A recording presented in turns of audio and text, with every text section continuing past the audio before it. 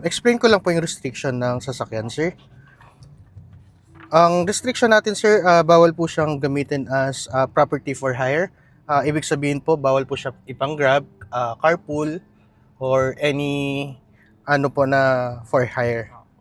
So, kayo lang din po yung allowed na pwede mag-drive. Tapos, bawal siya i-overloading, sir. So, it means kung 5 seaters lang po to, bawal po siyang gawin 6 or 7 seat po. Bawal din siyang gamitin as for towing po or pang push, pang pull ng sasakyan. Tapos bawal din siyang pangkarga ng mga heavy ano po katulad ng mga semento, graba or something na ganun po. Bawal din po siyang pangkarera, sir. Not literally pangkarera. Ang ano lang po natin dito, sir, iwasan na lang po natin mag-counterflow lagi, yung palipat-lipat ng lane para iwas violation and iwas accident din po. Tapos bawal din po siya gamitin sa illegal.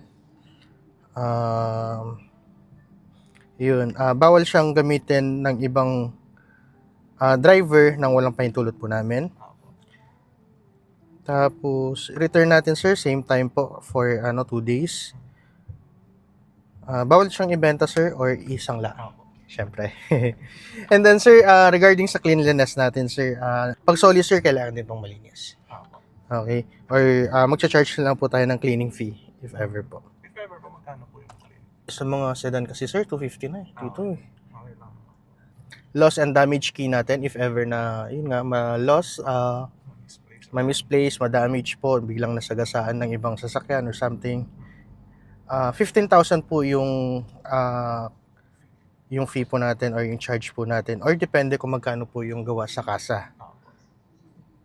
Tapos yun, sir, in case of accident and damages po, kailangan po natin mag-prepare ng police report.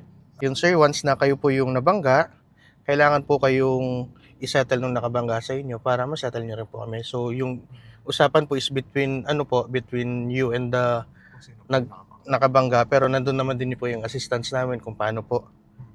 And then yun po, kailangan din po natin ng police report. And then in case din naman po kayo yung nakabangga, ganun din po, settle nyo po yung yung nabangga nyo po and settle nyo rin po kung kind damage. And then regarding naman sa damages namin, sir, no worries po kasi ang singil naman po namin is hindi pang kasa. So usually natin sa labas naman, yun, nagko-cost lang siya ng 3,500